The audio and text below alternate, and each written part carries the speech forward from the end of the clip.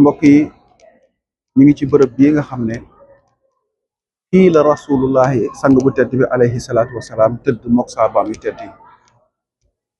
mbokk yi xool leen tableau bi yaa ngi fekk ñu ngi fi bind ma bayna bayti wa minbari rawdatun min riyadil janna.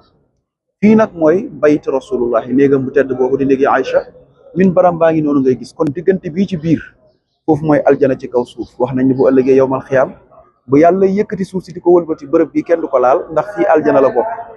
waaye mbokk yi Aboubacar Sadiq tëdd nii dendeeg Seydina Omar rasulullahi alayhi salaatu wasalaam nekk ci seen diggante. mu ngi noonu yéen a ngi ànd ak Jolof Jamra Voyage.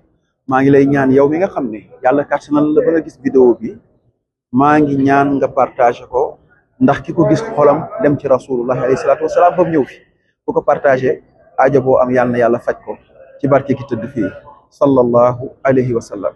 assalaamu alayka ya rasulallah, assalaamu alayka ya Aboubacar Sadiq, wassalaamu alayka ya Omar ibnu Khattab, assalaamu alayka ya xayri xalqillah, assalaamu alayka ya Muhammadu rasulullahi, assalaamu alayka ya Mustafa allahi, assalaamu alayka ya Yasin, assalaamu alayka ya Taha, assalaamu alayka ya xayri xalqillah.